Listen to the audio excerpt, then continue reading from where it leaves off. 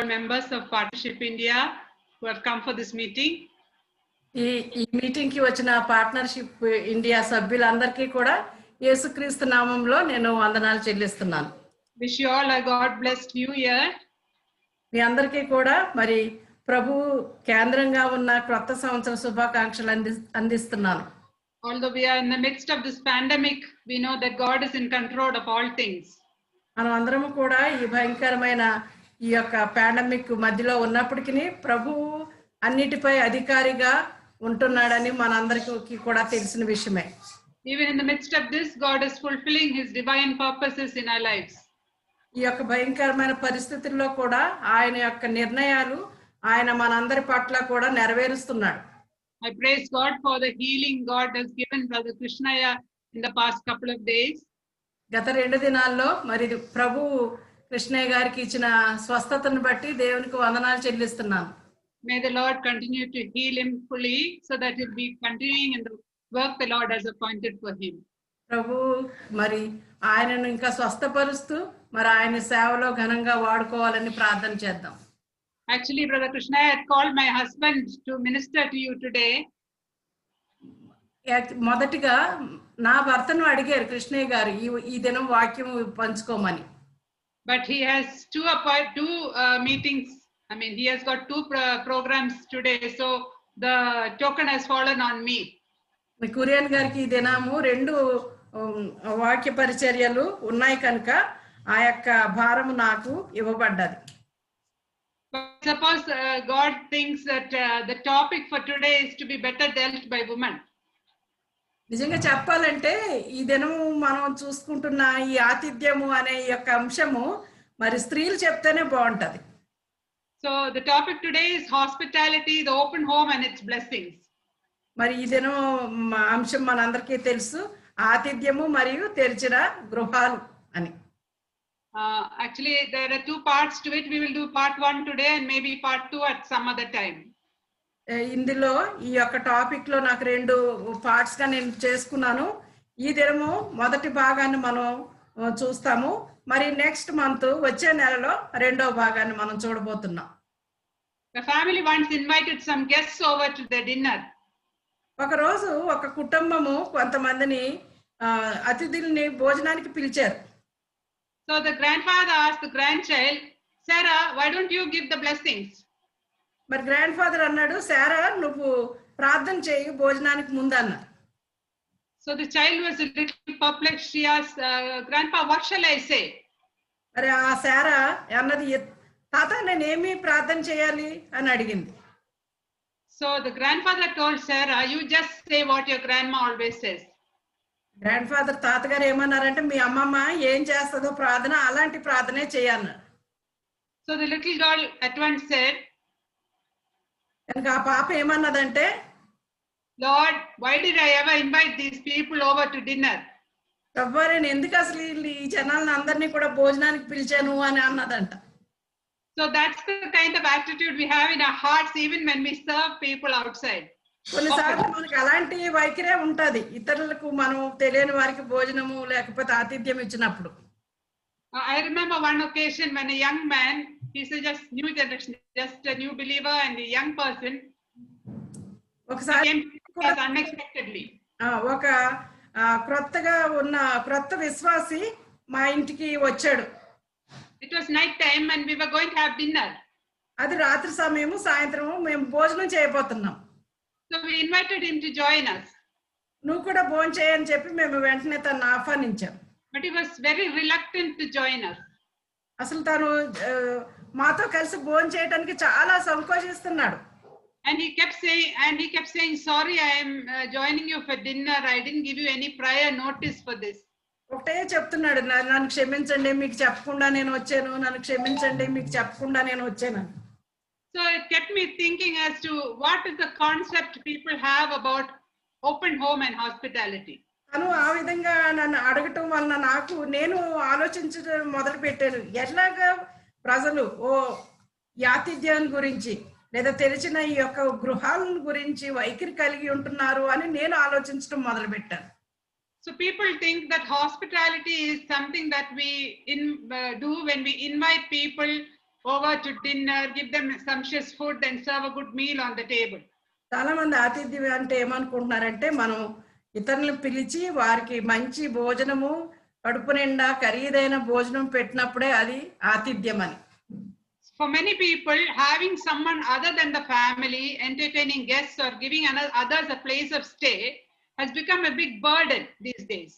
చాలా మందికి తెలియని వారికి అంటే కుటుంబ సభ్యులు కాకుండా బయట వారిని ఎవరినన్నా పిలిచి వారికి గృహంలో స్థలం ఇచ్చి భోజనం పెట్టి వారిని ఆదుకోవటం అన్నది ఒక భారభరితమైన సమస్యగా ఉంటుంది. People find no time for others these days. చాలా మందికి ఈ దినాల్లో ఇతరుల కొరకు సమయం వెచ్చించడం అన్నది జరగటం లేదు. When you look behind in the past generations, మనం గత తరాలను గమనించినట్లయితే homes were always open to those who passed by. మరి తమ మార్గం గుండా ప్రయాణాలు చేస్తూ ఉన్న వాళ్ళకి ఎప్పుడూ కూడా గృహాలు తెరిచే ఉండేవి. Of course, people used to walk or by bullock cart or some long distance journeys they had to take. It took much time. మరి ప్రయాణాలు అంటే నడిచి వెళ్ళటము లేకపోతే ఎద్దుల బండి మీద వెళ్ళటము ఆ విధంగా చాలా సుదీర్ఘమైన ప్రయాణాలు చేసేవారు. There were no restaurants, hotels, motels like we have today. ఈ దినాల్లో ఉన్నట్లు అప్పట్లో హోటల్స్ కానీ రెస్టారెంట్స్ కానీ లేదా పూట కూనివాని ఇళ్ళు అలాంటివి ఎక్కువ ఉండేవి కావు. And people had to rely only on the homes that they passed by for resting and for food. మరి ఆ దినాల్లో మరి ఆగి విశ్రాంతి తీసుకోవటానికి కానీ భోజనం చేయడానికి కానీ గృహాల మీద ఆధారపడి ఉండేవారు. In Luke 11 verse 5 to 8 we read of Jesus telling the story of a man who knocks at his friend's door for food to give some passenger who has come. మరి మనకి లూకాలో యేసు ప్రభు చెప్తున్న ఉపమానంలో ఒక రాత్రి కాలంలో ఒక స్నేహితుడు వచ్చి నాకు వచ్చిన అతిథులకి ఇవ్వటానికి నాకు భోజనము కావాలి కొంచెం రొట్టెలు ఇవ్వమని అడుగుతున్నట్లుగా యేసు ప్రభు చెప్పాడు. He knocks in the middle of the night saying, a friend has come, I have no food in my house, can you give me some food from your house? మీ ఇంట్లోంచి నాకు కొంచెం భోజనం ఇయ్యి ఎందుకంటే ఒక స్నేహితుడు వచ్చాడు మా ఇంట్లో భోజనం లేదు కనుక నేను అతనికి పెట్టాలని. And in those earlier days a house would have 10, 12, 15 children. ఆ దినాల్లో ఒక గృహంలో 10, 12 మంది 15 మంది కూడా ఉండేవారు పిల్లలు. The homes would not be as big as we have it today. మనకున్నటువంటి విశాలమైన గృహాలు ఉండేవి కాదు. But they would accommodate even more people in that little space and with that little food. ఆ ఉన్న కొంచెం ఆహారంతోనే చిన్న ఇంట్లోనే చాలా మందికి వారు ఆతిథ్యం ఇచ్చేవారు. Today we have bigger houses, fewer children and enough and more to eat. ఈ దినాల్లో మనకి పెద్ద గృహాలు మరి తక్కువ మంది పిల్లలు తినడానికి కావాల్సినంత ఆహారం కూడా ఉంది. But we have lost the heart to give and share and accommodate others. అయితే మనము ఇతరులను ఆహ్వానించడానికి వారిని ప్రేమించడానికి వారికి ఆతిథ్యం ఇవ్వటానికి మన హృదయాలు మాత్రం మూసుకుపోయి ఉన్నాయి. People are so engrossed in their own circles of life, they have very little time for others.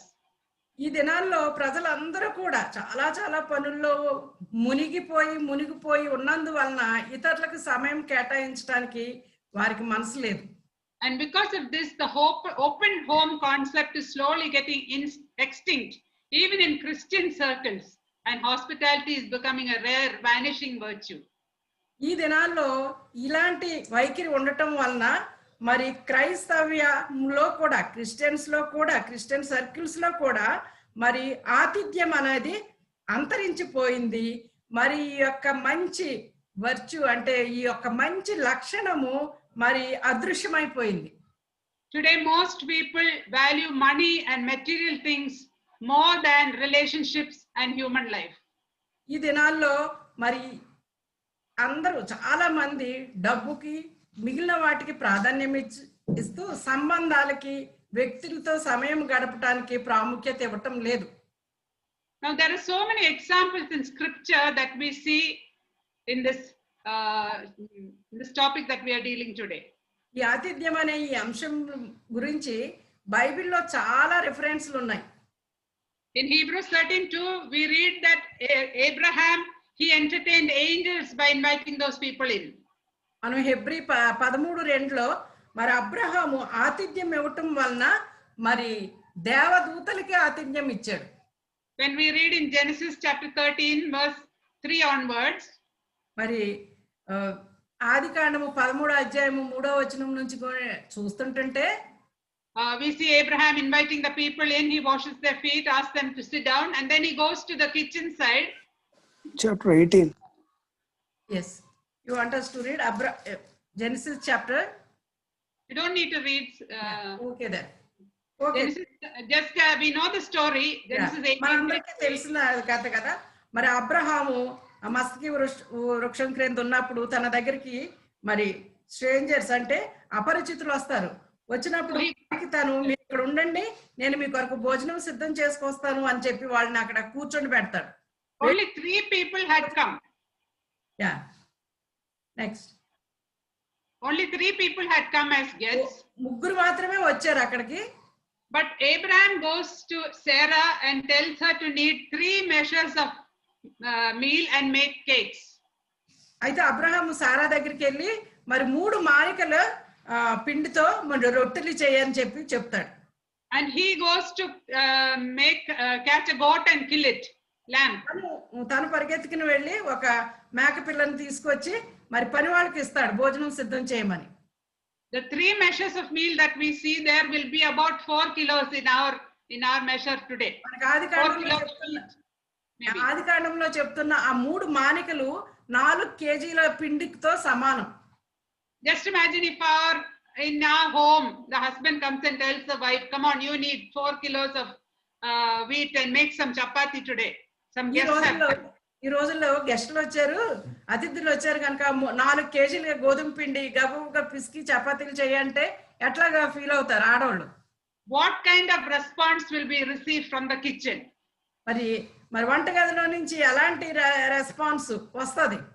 But we see that was the natural thing in that house. ఆ రోజుల్లో ముఖ్యంగా అబ్రహాము గృహంలో అది మామూలుగా సర్వసాధారణంగా జరిగే విషయం అన్నమాట. Because very quickly the cakes were made, the goat was cooked and the meal was served. చాలా త్వరగా మరి ఈ యొక్క రొట్టెలు చేయబడటము, మరి ఆ మేక పిల్లని వారు సిద్ధం చేయటము, మరి మిగిలిన వేరే వేరే వాటన్నిటితో పాటు వెంటనే వారు భోజనం తయారు చేసేసారు. In Genesis 19 verse 2 to 3 and 6 to 8 we read of Lot's hospitality, the openness of his home. ఆదికాండము 19వ అధ్యాయంలో 2, 3, 6, 8 ఆ చాప్టర్ లో మనము లోతు యొక్క ఆతిథ్యం కూడా చూడొచ్చు. And we see that Lot is preparing the meal for strangers. He didn't know who they were. వచ్చిన వాళ్ళు ఎవరో తెలియదు కానీ లోతు వారి కొరకు ఆహారం తయారు చేసేసాడు. Those people stayed with him that night. ఆ రోజు రాత్రి వాళ్ళు తన ఇంట్లో బస చేశారు. He was willing to even risk the life of his daughters for the sake of those who came.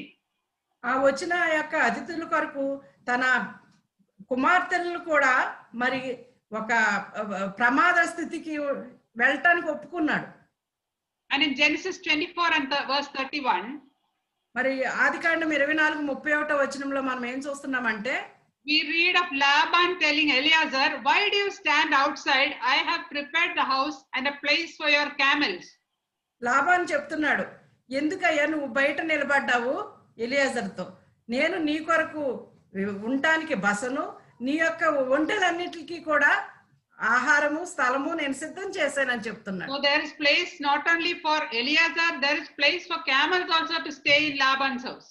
Laban ఇంట్లో ఎలియాజరు ఉండటానికే కాకుండా తన ఒంటెలు ఉండటానికి కూడా స్థలాన్ని సిద్ధపరిచాడు.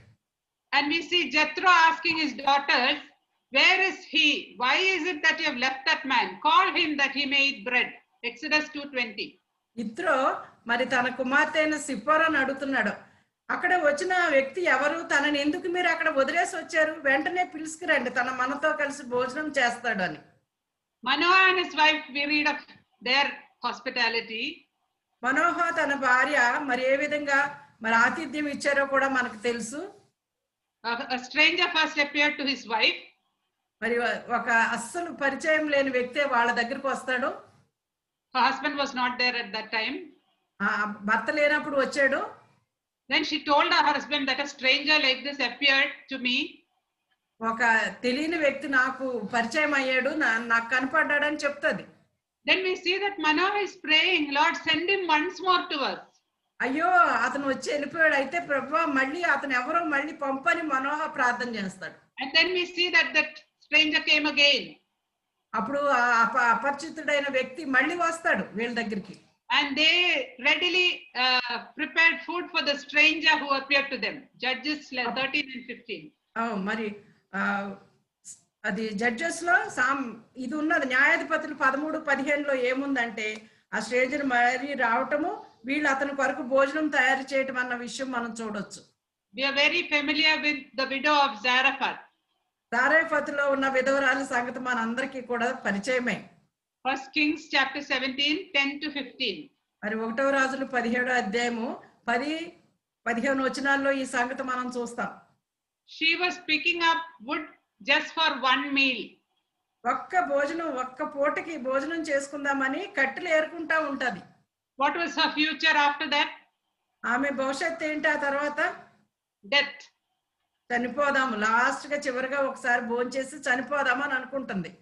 Yeah, she and her son were going to die after eating that last meal they had. నేను నా కుమారుడు తిని ఇంకా కరువు కాలం గనుక మనం చనిపోతామని అనుకుంటుంది. But see the blessing that came because they received Elijah into their home. ఆమె ఏలియాను తన గృహంలో చేర్చుకున్నందువలన వచ్చిన గొప్ప ఆశీర్వాదం ఏంటో చూద్దాం. She had no former information about this man. ఆయన వస్తాడని చెప్పి తనకి ముందేమీ తెలియదు. Because he was just a stranger, he was just a passerby. ఆయన అటు వెళ్తున్నాడు, వాడికి పరిచయం అయ్యాడంతే. And she took him in. ఆమె అతన్ని ఆహ్వానించింది. How long would Elijah have stayed in her house? ఆమె ఇంట్లో ఎంతకాలం ఉన్నాడు అనుకుంటున్నారు ఏలియా? The famine was for 3 years. We read 3 సంవత్సరాలు ఆ యొక్క గొప్ప కరువు ఆ దేశంలో ఉంది. The famine lasted 3 years. Perhaps the first 6 months Elijah would have spent in Kerith. ఆ మొదటి 6 నెలలు ఏలియా కెరీతు ఆ బ్రూక్ దగ్గర అక్కడ ఉన్నాడు. And he came here only after that brook dried up. అక్కడ అది ఆ బుగ్గ ఎండిపోయిన తర్వాత ఇటు వచ్చాడు సారేపతు దగ్గర. So at least around 2.5 years Elijah stayed in this woman's house. కనీసం 2.5 సంవత్సరాలు ఈ విధవరాలి ఇంటి దగ్గర ఏలియా ఉన్నాడు. Then we read the open home of the Shunammite woman in 2 Kings chapter 4. చక్కటి గృహమైన మరి ఆతిథ్యం ఇచ్చే గృహమైన షునేమీరాలు గురించి కూడా మనకు తెలుసు. That woman saw a godly man. She discerned that this man was a godly man, the one who passed by often. ఆ మార్గం గుండా వెళ్తున్న వ్యక్తి మరి దైవజనుడు అని చెప్పి ఆమె గ్రహించింది. And she persuaded him to eat food from her house. మా ఇంట్లోకి రండి, మాతో భోజనం చేయండి అని చెప్పి అతన్ని బ్రతిమాలుకుంది. And then we know what they did. ఆ తర్వాత ఏం జరిగిందో మనకు తెలుసు. They built a small room for him and they provided him all that he needed so that he could stay with them when he passed by. తన ఇంటి పైన ఒక చిన్న గది కట్టి అందులో కావలసిన బల్ల, దీపము ఇవన్నీ కూడా ఆ సేవకునికి ఏం అవసరమో అవన్నీ కూడా వాళ్ళు ఇచ్చారు. And we are familiar with the rest of the story. ఆ తర్వాత ఆ యొక్క గృహంలో ఏం జరిగిందో మనకు తెలుసు. Now let us read Job 31 and verse 17. ఎవరైనా యోబు 31:17 వచనం చదవండి. యోబు 31:17. 17 వచనం.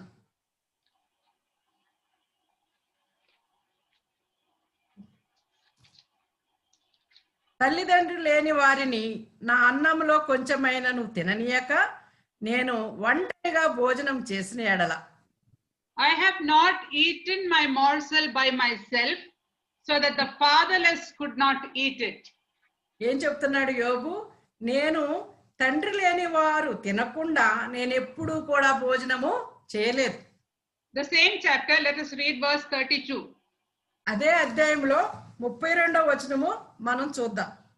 No sojourner had to lodge in the street, for I have opened my doors to the traveler. పరదేశి వీధిలో ఉండనీయక నా ఇంటి వీధి తలుపులు తెరిచితిని కదా. We know that Job was the one who had lived during the times of Abraham. He was supposed to be an early person in the history of Bible. మనం Bible చరిత్రలు చూస్తే చరిత్రలో యోబు ఎప్పుడో చాలా పూర్వకాలం నుంచి ఉన్న వ్యక్తి. In the chronological Bible, that is according to the year, according to the chronological Bible, Job is the first book there. మరి చెప్పాలంటే మరి చరిత్ర లేకపోతే టైంని బట్టి చూసినట్లయితే మరి ఆ బైబిల్లో క్రోనాలజికల్ బైబిల్ అంటారు, దాంట్లో యోబు గ్రంథం ఫస్ట్ ఉంది. So see what Job has to say. Even in those early days, he opened his door to the sojourner and to the travelers. అంత మొదటి దినాల్లో మరి యోబు మరి ఆ వీధుల గుండా లేదా మార్గం గుండా వెళ్ళే మరి అపరిచితులైన వారికి తన గృహాన్ని తెరిచాడు. No sojourner had to lodge in the street. So whoever passed by that way, it means that Job took them into his house. ఆ మార్గం గుండా వెళ్ళే ఎవరు ఏ ప్రయాణికుడైనా కూడా బయట ఎక్కడో ఉండక్కర్లేదు, కానీ ఎప్పుడు తన ఇంట్లో ఉండే అవకాశం ఇచ్చాడు. And in verse 17 we read that he did not eat food by himself. So whenever he ate food, there was somebody else with him to eat that food. మరి 17వ వచనం చూస్తే ఎప్పుడు కూడా తను మరి తండ్రి లేని వారికి భోజనము లేకుండా తను తినలేదు. అంటే తండ్రి లేని వారు ఎవరో ఎప్పుడు కూడా తనతో పాటు భోజనం చేయడానికి ఉండేవారు. No wonder he was a blessed man. అందుకనే దేవుడు తనని ఎంతగానో ఆశీర్వదించాడు. దాని గురించి మనం ఆశ్చర్యపడనక్కర్లేదు. When we come to the New Testament, మనను మరి క్రొత్త నిబంధనలో చూసినట్లయితే we see in John 4 verse 40, we don't need to read it, the Samaritans urged the Lord Jesus to stay with them for 2 more days.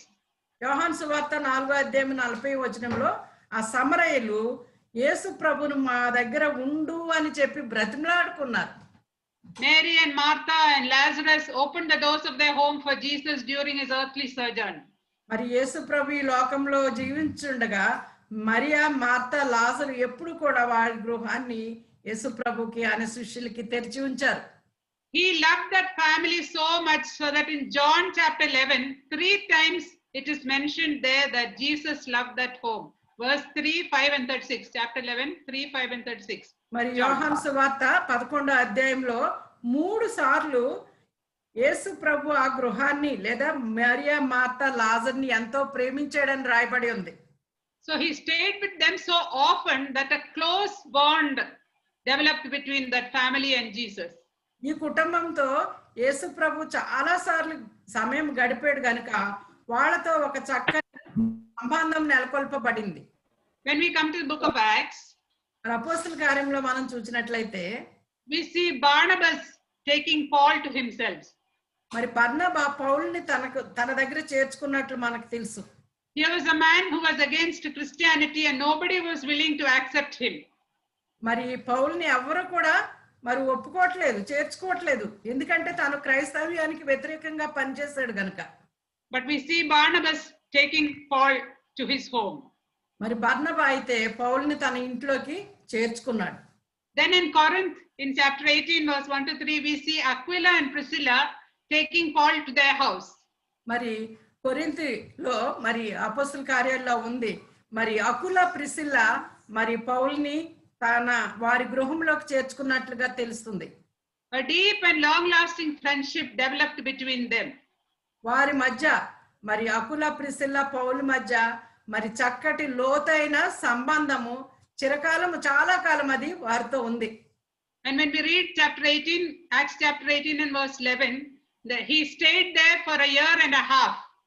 మరి అపోస్తల కార్యములు 18లో మనకి ఏం తెలుస్తుందంటే 1.5 సంవత్సరాలు పౌలు అకుల, ప్రిసిల్లాతో గడిపాడు. And we also see the deep open home thought that Aquila, Priscilla had, because they entertained Apollos also into their home later, we read.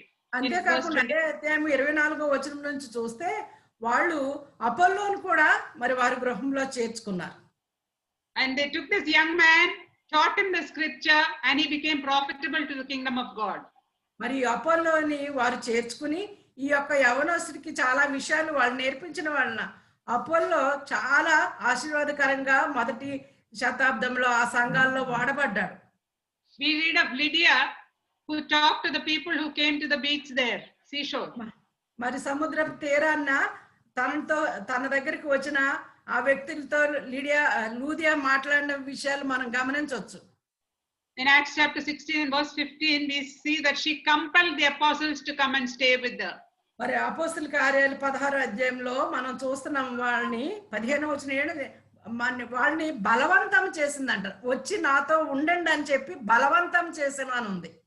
Yeah, we read of the natives of Malta who showed unusual kindness to the people who were shipwrecked in Acts chapter 28. మరి అపోస్తల కార్యములు 28వ అధ్యాయంలో మలాతా దీవులో ఉన్న వారు మరి అసాధారణమైన ప్రేమ ఆతిథ్యము ఈ యొక్క ఓడ పగిలిపోయి వచ్చిన ఈ ప్రయాణికులందరికీ కూడా వారు చూపించారు.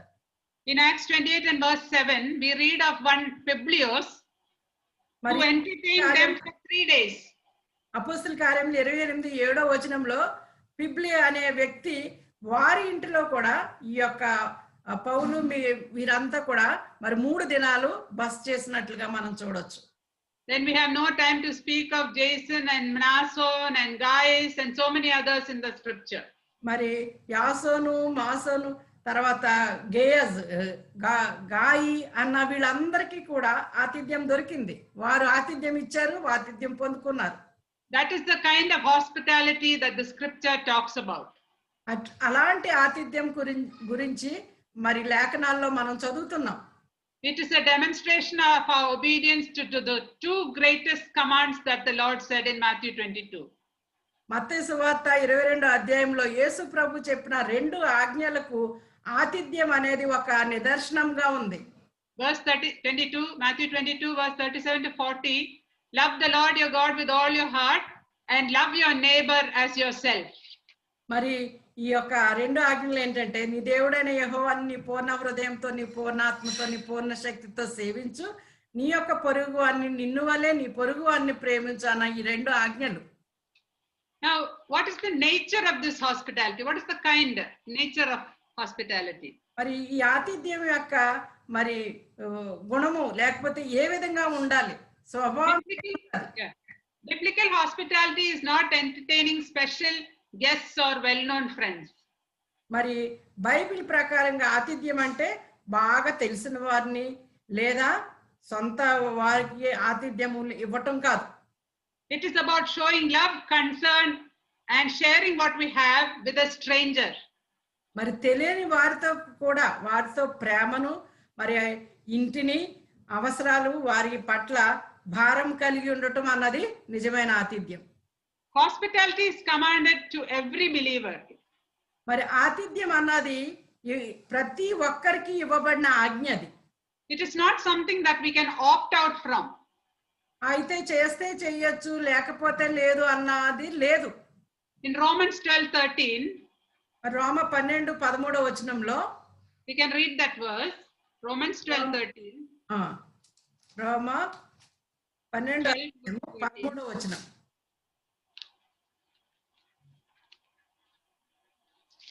పరిశుద్ధుల అవసరములలో పాలు పొందుచు శ్రద్ధగా ఆతిథ్యం ఇచ్చుచుండుడి. It is commanded. Every Christian is commanded to be given to be hospitality.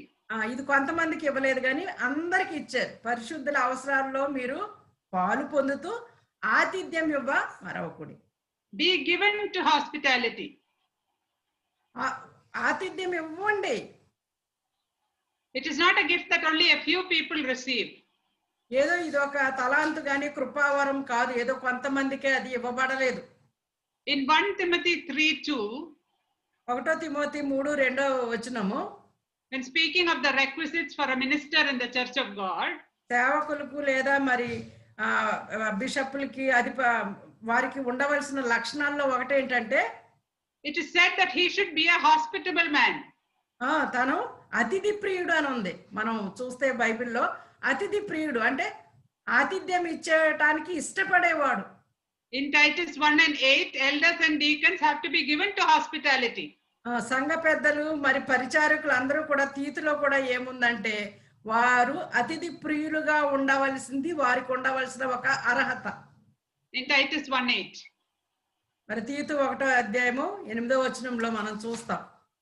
In 1 Timothy 5:10, మరి 1 Timothy 5:10లో It is a test of the Christian character of a woman who is worthy of being a deaconess.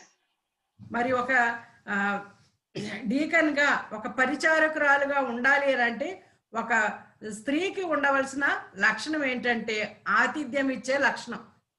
We see in Proverbs 31:20 that the woman who was there in Proverbs 31:20 is opening her home to so many others.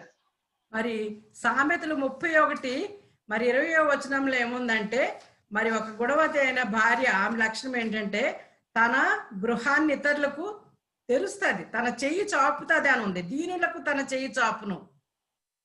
So we see that it is commanded and it is a special requisite for deacons and elders and for women who are wanting to be deaconess in the church. మరి దీన్ని బట్టి మనం చూస్తుంది ఏంటంటే ఆతిథ్యం అనేది ఒక ఆజ్ఞ.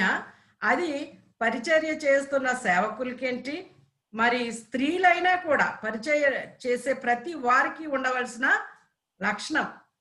In Luke 14, the nature or manner of hospitality is mentioned by our Lord. Verse 12 to 14, if we read that. Can we read Luke 14, verse 12 to 14?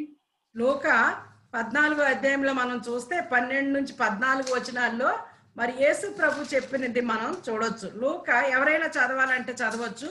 లూకా 14, 12 నుంచి 14.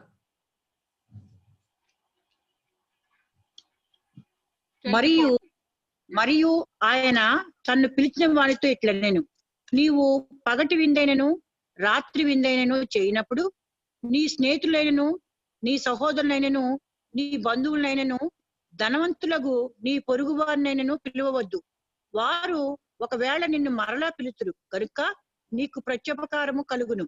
అయితే నీవు విందు చేయనప్పుడు బేదలను, అంగహీనులను, కుంటివాండ్రను, గ్రుడ్డివాండ్రను పిలువుము. నీకు ప్రత్యుపకారం చేయుటకు వారికి ఏమీ లేదు గనుక నీవు ధన్యుడవుదు. నీతిమంతుల పునరుద్ధానమందు నీవు ప్రత్యుపకారము పొందుదువని చెప్పెను. So the scripture is so clear. Our Lord was so clear when he told about the recipients of our hospitality. మన యొక్క ఆతిథ్యం అందుకోవలసిన వాళ్ళు ఎలాంటి వారుగా ఉండాలి అని చెప్పి యేసు ప్రభు చెప్పినది ఇది ఎంత స్పష్టంగా మనకు కనబడుతుంది. It's not just for our friends and those who are near us, but to those outside, so that we can win them to Christ.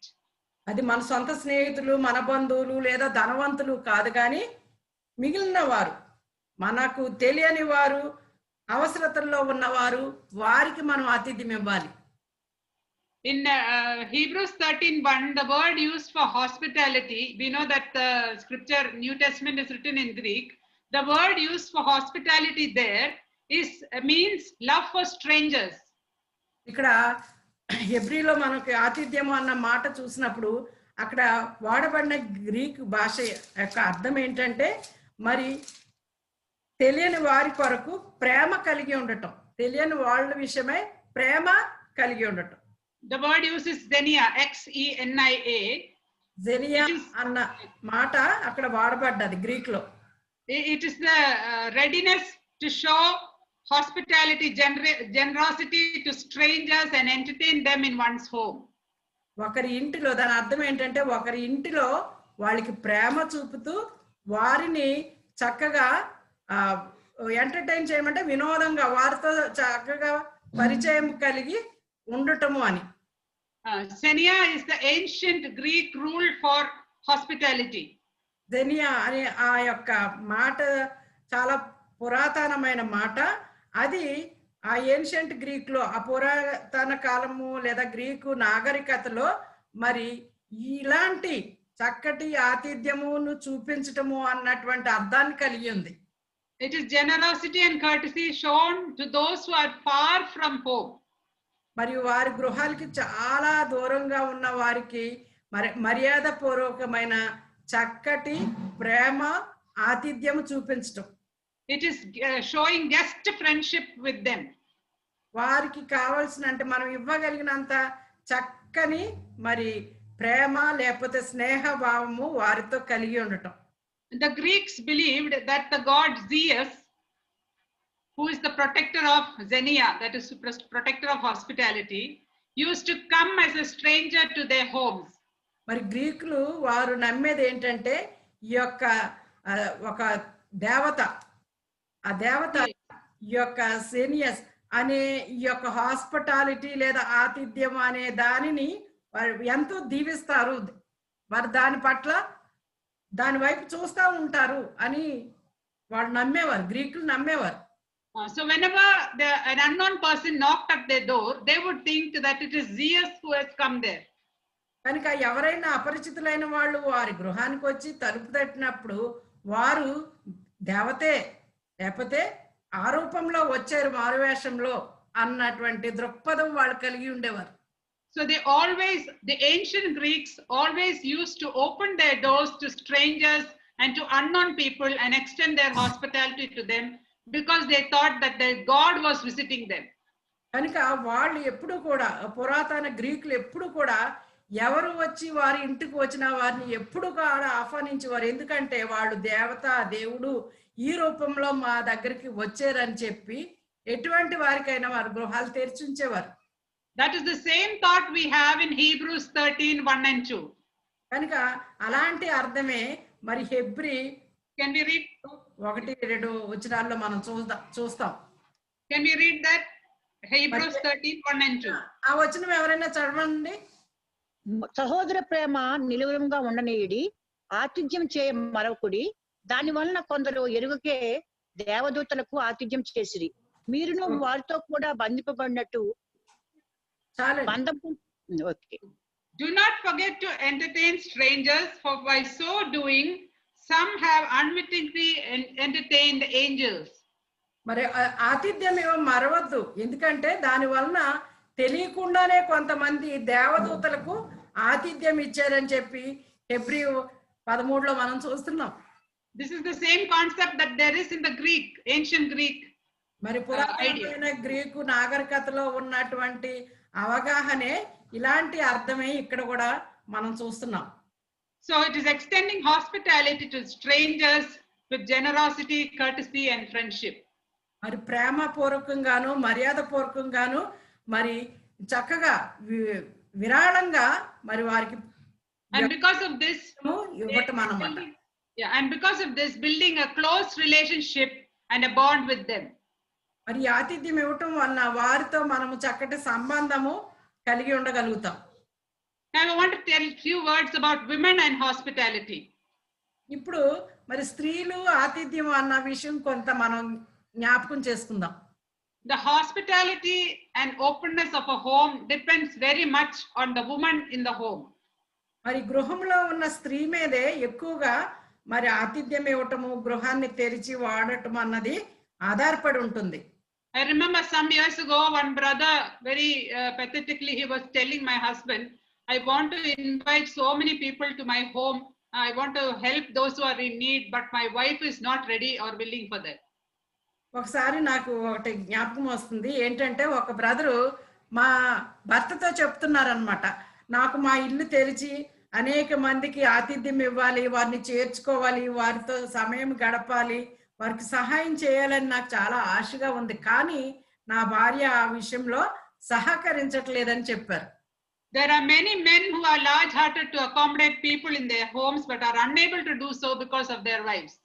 మరి చాలా విశాల హృదయం కలిగి మరి ఆతిథ్యం ఇవ్వాలని ఆశపడే మరి పురుషులు చాలా మంది ఉన్నారు, కానీ వారి భార్యలు వారితో సహకరించినందువలన వారు ఆ విధంగా చేయలేకపోతున్నారు. If the woman in the home is unwilling to share, to take trouble, to work hard, let the home be untidy for a while, then it is not possible to entertain anybody in the house.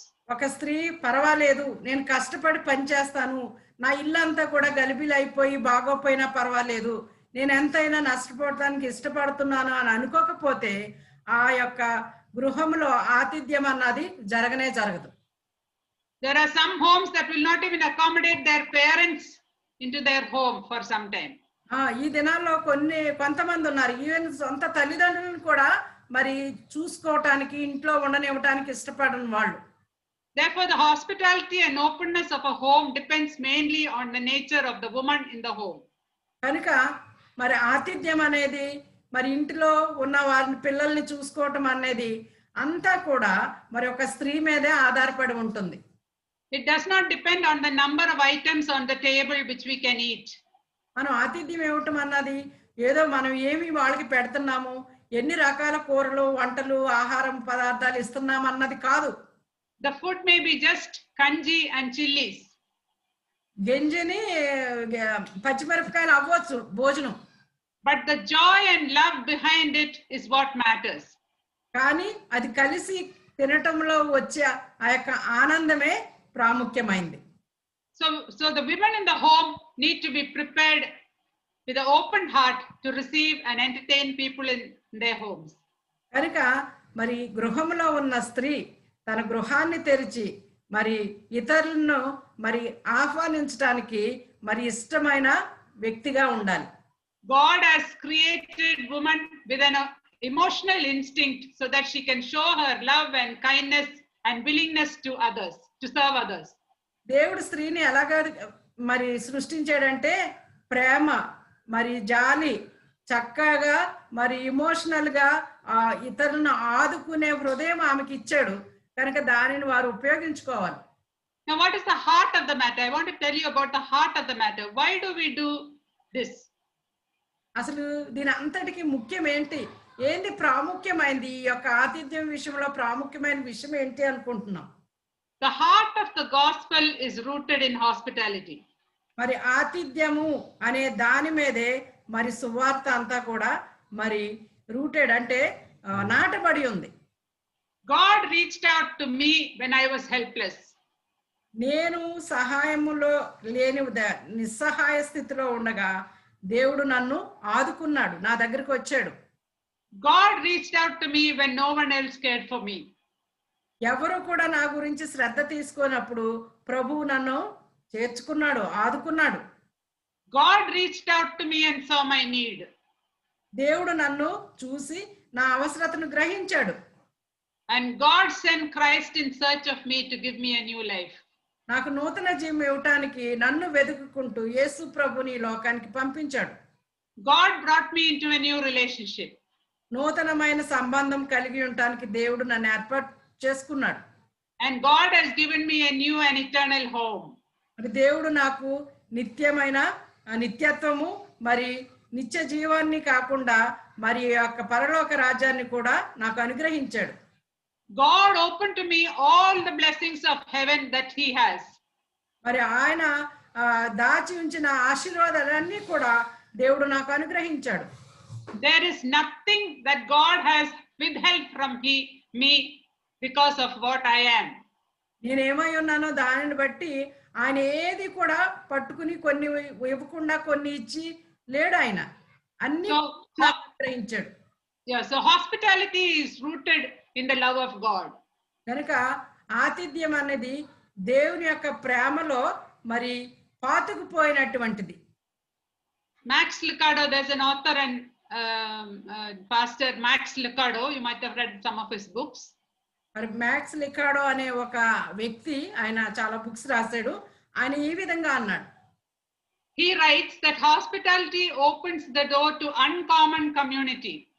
మరి ఆయన ఏమంటున్నారంటే ఆతిథ్యం అనేది అసాధారణమైన మరి community లేకపోతే సమూహానికి లేదా వ్యక్తులకి అది మరి మార్గాన్ని తెరుస్తుంది. He says that hospitality and hospital come from the same Latin word. ఆయన ఏమంటున్నారంటే మరి ఆతిథ్యము అంటే హాస్పిటాలిటీ, హాస్పిటల్ ఈ రెండు కూడా ఒకే లాటిన్ మాట నుంచి వచ్చాయని. And both of them lead to the same result, which is healing.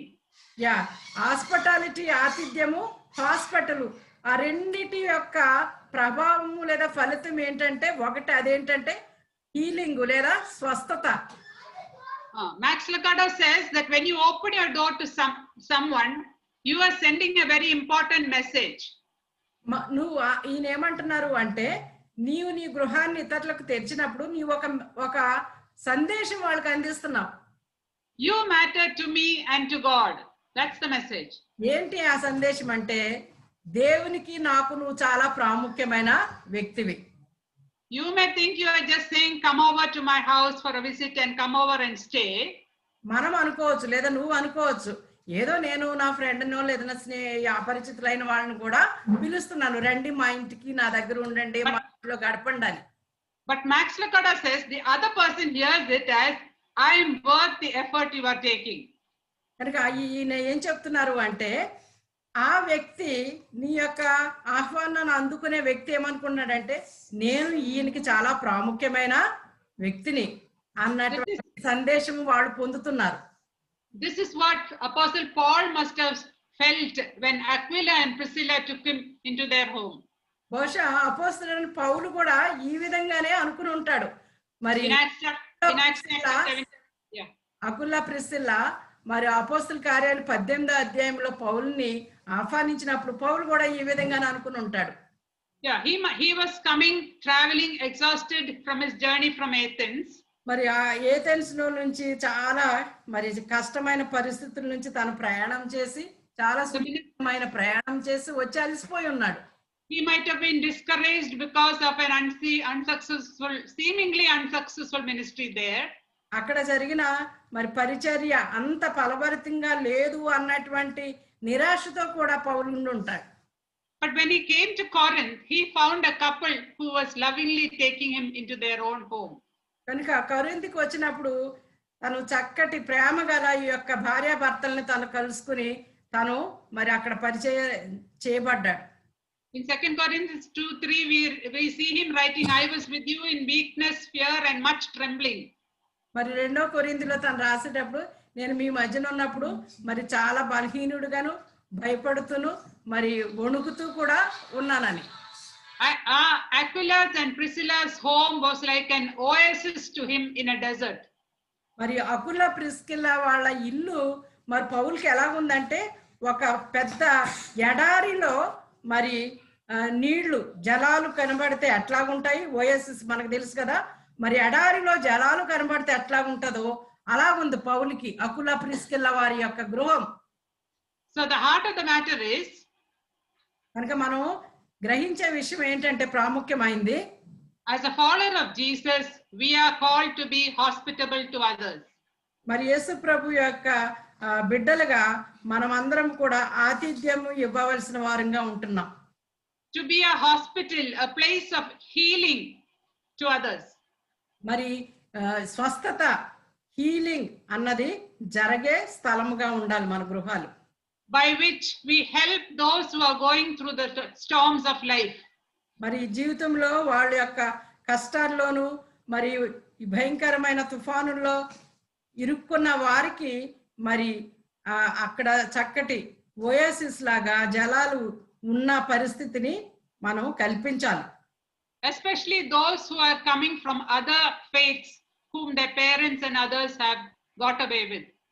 కొన్నిసార్లు మరి వేరే విశ్వాసాల నుంచి వస్తున్న వారిని, ఎవరైతే యేసు ప్రభువుని తెలుసుకున్నారో దానిని బట్టి వారి తల్లిదండ్రుల్ని, బంధువుల్ని వదులుకొచ్చిన అలాంటి వారికి మనం ఆతిథ్యం చూపించాలి. And we can provide for others because God has provided for us. మనం ఇతరులతో పంచుకోవాలన్నీ, ఎందుకంటే ప్రభువు మనకు అన్ని కూడా అనుగ్రహించాడు కనుక దానిని మనం ఇతరులకి ఇవ్వాల్సిన వారంగా ఉంటున్నాం. Now hospitality is not easy. మరి ఈ ఆతిథ్యం అన్నది సులువైంది కాదు. It does not come naturally. ఇది ఊరికే ఆ విధంగా స్వాభావికంగా అందరిలో ఉన్నది కాదది. It is a virtue that has to be cultivated in our lives. ఇది మనము అలవాటు చేసుకోవాల్సింది. It requires a heart of love, service and sacrifice. ఇది అలవాటు చేసుకోవాల్సిన మంచి గుణ లక్షణం. It requires a heart of love, service and sacrifice. ఈ యొక్క ఆతిథ్యం ఇవ్వాలంటే మనకి చక్కటి ప్రేమ గల మరి హృదయము కావాలి. 1 Peter 4:9 says, be hospitable to one another without grumbling. మరి 1 పేతురు 4:9లో ఏం చూస్తున్నామంటే, సణుగు కొనక మీరు ఆతిథ్యం ఇవ్వండి అని. Because it is an arena where there is reason for much murmuring and complaint. మరి చెప్పాలి అంటే మరి సణుగుకోవటానికి మరి ఆ విధంగా ఉండటానికి భయంకరమైన పరిస్థితి ఇది. But if we have cultivated the virtue of being hospitable, అయితే మనము ఈ యొక్క చక్కటి సుగుణమైన మరి ఆతిథ్యం అనే దాన్ని మనం అలవర్చుకున్నట్లయితే we will be able to entertain any number of friends and strangers, and it will only add to our joy. అలాంటి అలవాటు మనకు ఉన్నట్లయితే మనము తెలియని వారిని, అపరిచితుల్ని, స్నేహితుల్ని, కుటుంబ సభ్యుల్ని మనం చేర్చుకోవటం వలన మన యొక్క సంతోషమే పరిపూర్ణమవుతూ ఉంటది. So how do we go about it? దీని విషయమే మనం ఎలా ముందుకు కొనసాగాలి? If we are not those who have cultivated the habit of hospitality, how do we go about it? ఒకవేళ ఈ యొక్క ఆతిథ్యం అనే సుగుణము, ఇలాంటి సుగుణాన్ని మనలో లేనట్లయితే, మనకు అలవాటు లేనట్లయితే మనం ఏ విధంగా ముందుకు వెళ్ళాలి? Like I told you earlier, we are some of us are not even willing to invite or keep our parents at all, even our parents in our homes. నేను ముందు చెప్పినట్లుగా మనలో కొంతమంది మన తల్లిదండ్రులను కూడా ఉంచుకోవడానికి ఇష్టపడరు. So first we begin by receiving our own kith and kin. కనుక మొట్టమొదటిగా మనం అలవాటు చేసుకోవటం ఏంటంటే మన సొంత బంధువుల్ని, మన యొక్క కుటుంబ సభ్యుల్ని ఆహ్వానించుకోవటం చాలా ప్రాముఖ్యం. Invite our brothers, our own brothers, family, sisters, father, mother to come and stay with us. మీ సహోదరుల్ని, సిస్టర్ కుటుంబాలని, తల్లిదండ్రుల్ని, బంధువుల్ని పిలవసి ఇంట్లో ఉంచడం నేర్చుకోవాలి. If there are some relatives with whom we are not very friendly, with whom we have some problem, మన బంధువుల్లో ఎవరితోనన్నా మనకు సరైన సంబంధం లేకుండా వారితో కొంత సమస్య మనకు ఉన్నది అనుకోండి, and we are keeping a distance with them, వారితో కొంచెం దూరంగా ఉన్నట్లయితే let us open our homes and call them. మన గృహాలు తెరిచి వారిని రమ్మని ఆహ్వానించాలి. This will be a means to draw them closer to us and settle disputes if we have any.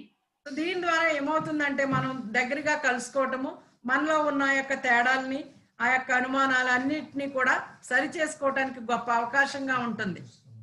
Next we can extend it to the family of God, our church members.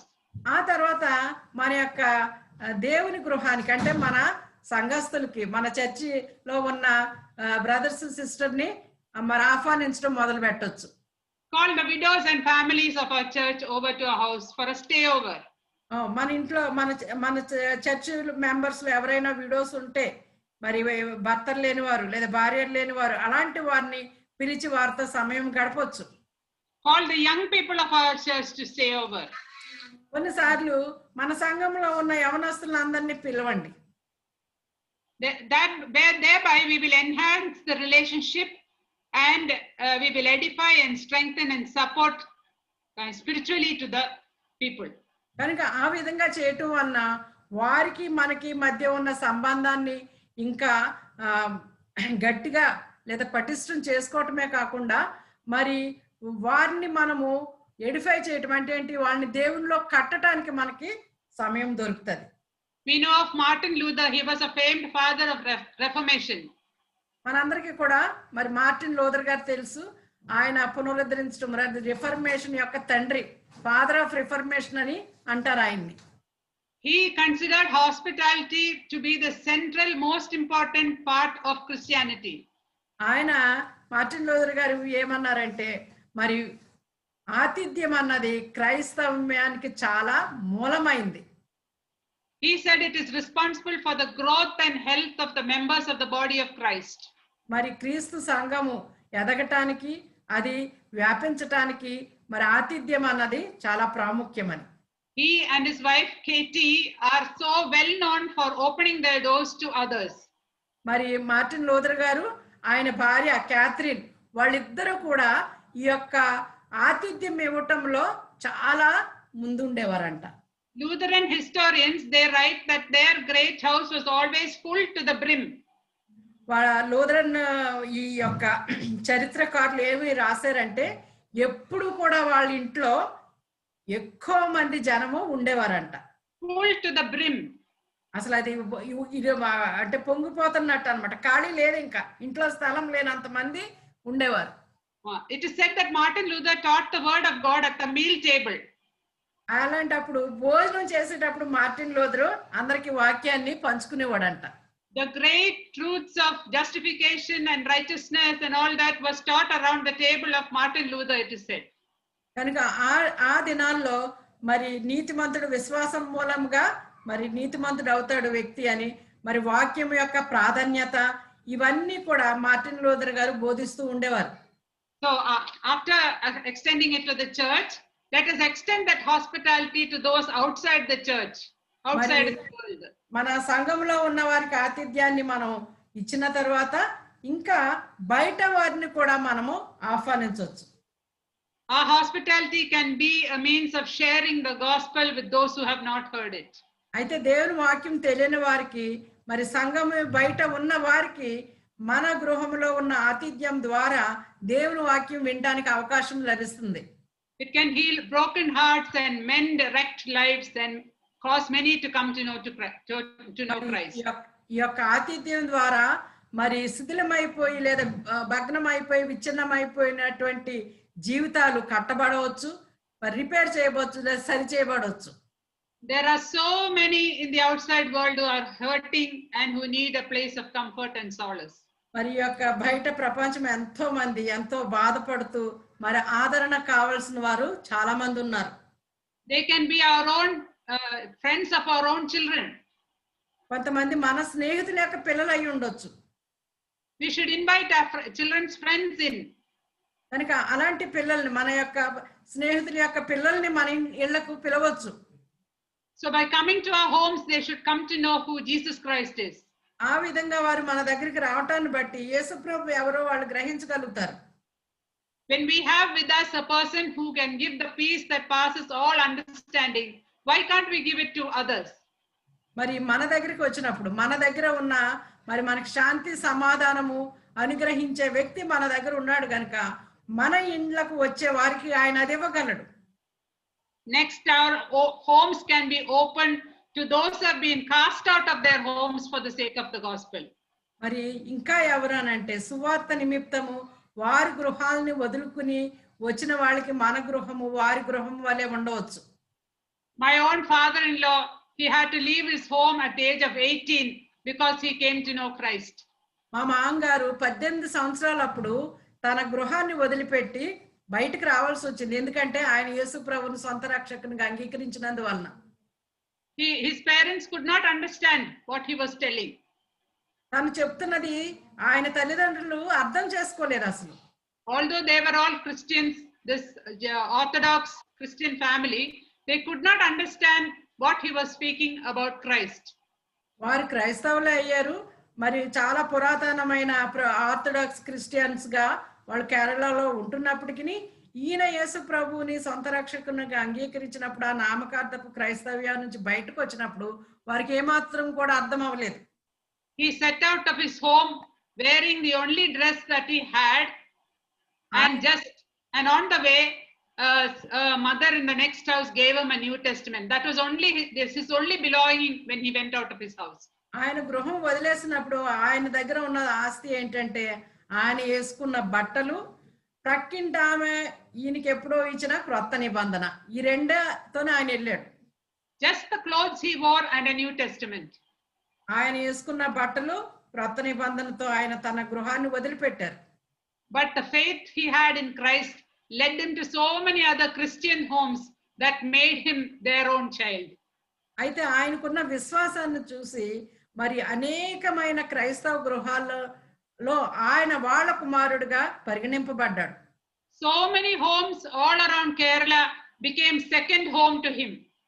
మరి కేరళలో ఉన్న అనేకమైన గృహాలు ఆయనకి రెండో గృహంగా మారినాయి. When we read in Matthew 25:35 to 40, మరి మత్తయి సువార్త 25వ అధ్యాయం 35 నుంచి 40 వరకు మనం చదివితే we read of a group of people మనం ఇక్కడ ఏం చూస్తున్నామంటే who fed the hungry, gave the thirsty a drink, invited the stranger into their homes and clothed the naked and looked after the sick, etc. ఈ అధ్యాయంలో ఈ వచనాల్లో ఏం చూస్తున్నామంటే Can we read చదువుదాం. ఇది చదువుతారా ఎవరన్నా? మత్తయి సువార్త 25వ అధ్యాయము 35 నుంచి 40 వరకు. నేను ఆకలి గొంటిని, మీరు నాకు భోజనం పెట్టితిరి, దప్పిగొంటిని, నాకు దాహం ఇచ్చితిరి, పరదేశిన ఇంటిని నన్ను చేర్చుకొంటిరి, దిగంబరిన ఇంటిని నాకు బట్టలు ఇచ్చితిరి, రోగిన ఇంటిని నన్ను చూడవచ్చితిరి, చెరసాలలో ఉంటిని నా యొద్దకు వచ్చితిరి అని చెప్పుడు. అందుకు నీతిమంతులు, ప్రభువా, ఎప్పుడు నీవు ఆకలి కొని ఉండుట చూచి నీకు ఆహారం ఇచ్చితిమి, నీవు దప్పికొని ఉండుట చూచి ఎప్పుడు దాహమిచ్చితిమి, ఎప్పుడు పరదేశమై ఉండుట చూచి నిన్ను చేర్చుకుంటుమి, దిగంబరివై ఉండుట చూచి బట్టలు ఇచ్చితిమి, ఎప్పుడు రోగివై ఉండుట చూచి రోగి ఉంటేనను చెరసాల్లో ఉండుటేనను చూచి నీ యొద్దకు వచ్చితిమని ఆయన్ను అడిగెదరు. అందుకు రాజు, మిక్కిలి అల్పులైన ఈ నా సహోదరులో ఒకరికి మీరు చేసిరి గనుక నాకు చేసిరని నిశ్చయంగా మీతో చెప్పుచున్నానని వారితో అనును. So we read in verse 40, I say to you, inasmuch as you did it to one of these least of these my brethren, you did it to me. మరి 40వ వచనంలో మనం చదువుతుంది ఏంటంటే, అందుకు రాజు, మిక్కిలి అల్పులైన ఈ నా సహోదరులలో ఒకనికి మీరు చేసితిరి గనుక నాకు చేసితిరని నిశ్చయముగా మీతో చెప్తున్నానని. So we see that whatever we do for others, we do it for Christ. కనుక మనం దీన్ని బట్టి ఏంటి, మనం ఇతరులకు ఏది చేసినా అది మనం ప్రభు కొరకు, ప్రభువుకి చేసినట్లే. In Colossians 3:17 and 23, we see the same concept that we do, whatever we do, we have to do unto the Lord. మనం కొలస్సీ పత్రిక 3:17 వచనంలో మనం చూస్తున్నట్లయితే ఇదే అర్థాన్ని ఇచ్చేదే ఉంది. మనం ఏమి చేసినాను ప్రభు మహిమ కొరకు చేస్తున్నట్లు. So we do all things not for ourselves, for our glory, but for the Lord. కనుక మనం చేస్తున్నది ఏది కూడా మన కొరకు, మన మహిమ కొరకు, మన గొప్ప కొరకు కాదు, కానీ దేవుని యొక్క మహిమ కొరకు. Now what are the benefits of the open home? I'll just share that and close. What are the benefits of having an open home? మరి బెనిఫిట్స్, మరి ఈ యొక్క ఓపెన్ హోమ్, ఆతిథ్యం ఇచ్చే ఈ యొక్క గృహాన్ని మనం కలిగి ఉండటం వలన వచ్చే మరి ఆశీర్వాదాలు ఏంటి? First one is the means of sharing the home even when there is no freedom to do it outside. అయితే ఏంటి అంటే మనం బయట చేయలేని మనం ఇక్కడ చేయటం వలన మనకి ఇక్కడ చేయటానికి అవకాశం దొరుకుతుంది. Already in our country, in many places, we cannot openly share the word. మనం మన దేశంలో ఇప్పుడు వచ్చింది ఏంటంటే బయట మనం కొన్నిసార్లు దేవుని వాక్యాన్ని ప్రకటించలేం. But in the coming days, this is a great means for sharing the gospel. మరి రాబోయే దినాల్లో ఆతిథ్యము వలననే మరి సువార్త ప్రకటన జరగబోతుంది. Now, secondly, it is a means of showing others the character of Christ so that they also experience the compassion, sacrifice, and love of the Lord. మరి మన గృహంలోకి వచ్చే వారికి దేవుని యొక్క లక్షణాలైన ప్రేమ, కనికరము, త్యాగము అవి మన ద్వారా వారు చూడగలుగుతారు. John 13:15, we read that others, John 13:35, we read that they will know that you are Christians by your love. మరి యోహాను సువార్త 13:35లో ఉంది, మిమ్మల్ని చూసి, మీ ప్రేమను చూసి వారు మీరు దేవుని పిల్లలని ఇతరులు చూస్తారు. So by our lives, we can demonstrate Christ to others if we have open home. మన యొక్క జీవితాల ద్వారా, మన యొక్క మరి తెరిచిన ఈ గృహాల ద్వారా క్రీస్తు యొక్క ప్రేమను ఇతరులు చూడగలుగుతారు. Now, thirdly, we can encourage one another and support the weak in the faith. మూడవదిగా మరి ఒకరినొకరు ప్రోత్సహించుకుంటూ బలహీనులను బలపరచడానికి అవకాశం దొరుకుతుంది. We have that verse from First Thessalonians 5:14 in our leaflet for this meeting. మరి మన యొక్క ఈ మన యొక్క ఫ్లైయర్ లో మనం అడ్వర్టైజ్మెంట్ ఇచ్చే ఈ యొక్క దాంట్లో ఏముంది, ఆ వచనమే. First Thessalonians 5:14. First పాడన్ First Thessalonians 5 and verse 14. 1వ తెస్సలోనిక 5:14లో మనం చూస్తున్నాం. We encourage one another and support the weak in faith if we have open homes. ఒకరినొకరు ప్రోత్సహించుకుంటూ బలహీనులుగా ఉన్న వారిని మనము బలపరచుట. At other times, we meet them only occasionally at church or at other places. But when we bring them into our homes, we can spend quality time with them and help them. ఇతరులు మనం చర్చిలోనో బయట ఎక్కడో కలిసినప్పుడు కొంచెం సేపు మాట్లాడతాం, కానీ మన గృహంలోకి వారిని ఆహ్వానించినప్పుడు ఎక్కువగా చక్కగా వారితో మంచి సమయాన్ని గడపడానికి అవకాశం లభిస్తుంది. This will help them to draw closer to the Lord and strengthen their faith. ఆ విధంగా వారు దేవునికి సమీపస్తులు అవటానికి, వారి విశ్వాసాన్ని బలపరచుకోవటానికి అవకాశం లభిస్తుంది. in Romans 14:1 and 15:1, we will read those two verses. Romans 14:1 and 15:1. రోమా 14వ అధ్యాయము 1వ వచనము 15వ అధ్యాయము 1వ వచనం మనం చూద్దాము. Romans 14:1, 15:1. రోమా 14:1, రోమా 15:1. ఎవరైనా చదువుతారా? విశ్వాసం విషయమై బలహీనుడైన వానిని చేర్చుకునడి, అయినను సంశయములను తీర్చుటకు వాదములు పెట్టుకొనవద్దు. 15వ అధ్యాయం 1వ వచనము, కాగా బలవంతులైన మనలను మనమే సంతోషపరచుకొనక బలహీనుల దౌర్బల్యములను భరించుటకు బద్ధులమై ఉన్నాము. Yeah, we need to support the weak. మనము బలహీనులను బలపరిచేవారుగా ఉండాలి. In Romans 14:1, it is said, it is told as a command, receive the weak in faith. మరి ఇక్కడ రోమ 14లో బలహీనులైన వారిని చేర్చుకోండి అని ఒక ఆజ్ఞగా మనం చూస్తున్నాం. We have the same thing written in Hebrews 12 and 13. మరి హెబ్రీ 12లో కూడా ఇలాంటి మాటే కనబడుతుంది. Then the next one, fourthly, we can model it will be a model for our younger generations to follow. అయితే 4వదిగా మరి రాబోయే తరాలకి మరి యవనస్తులకి ఇది ఒక మార్గదర్శిగా ఉంటది. So that others will see what we do and take an example from our lives. కనుక మనం చేస్తున్నది చూసి మన జీవితాలు మన ఆతిథ్యం చూసి యవనస్తులు రాబోయే తరాలు కూడా అది నేర్చుకోగలుగుతారు.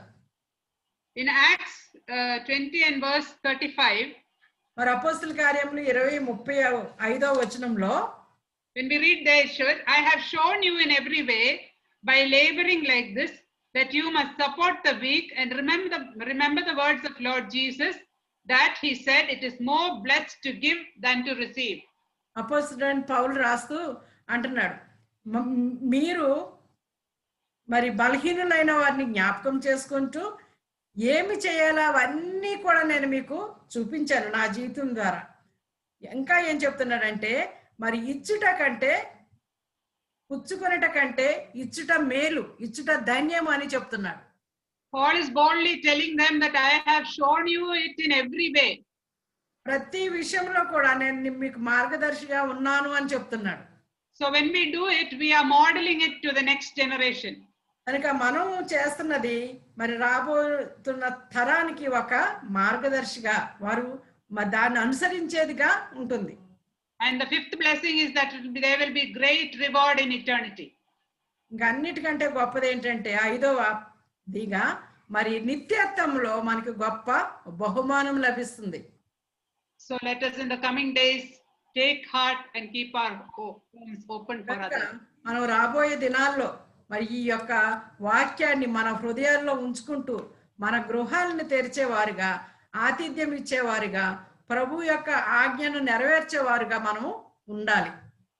None of us live for our own selves. మనలో ఎవ్వరు కూడా మన కొరకే జీవించకూడదు. When we go from here, we will not take anything with ourselves. మనం ఇక్కడ నుంచి వెళ్ళిపోయేటప్పుడు మనతో పాటు ఏది కూడా తీసుకెళ్ళం. So while we are here, కానీ మనం ఈ భూలోకంలో ఉన్నప్పుడు let us love, care, share and help others in our life. మనం ఈ జీవితంలో ఇతరులను ప్రేమించటము, వారి పట్ల శ్రద్ధ కలిగి ఉండటము, మనకున్నది వారితో పంచుకోవటము, ఈ విధమైన కార్యాలు మనం చేసే వారంగా ఉండాలి. Let our homes be places where many come and have comfort and solace and peace in their trials in this world. మన యొక్క గృహాలు ఎలా ఉండాలి అని అంటే అనేకులు మన దగ్గరికి వచ్చి వాదార్పు పొందేవాళ్ళుగా మరియు ఆదరణ పొందేవాళ్ళుగా, ప్రభువులో కట్టబడేవాళ్ళుగా ఉండటానికి సహాయం చేయాలి. May the Lord bless these words to our hearts. మరి మన హృదయాలకి, మన జీవితాలకి ఈ యొక్క వాక్యాన్ని దేవుడు ఆశీర్వదించి అనుగ్రహించును గాక.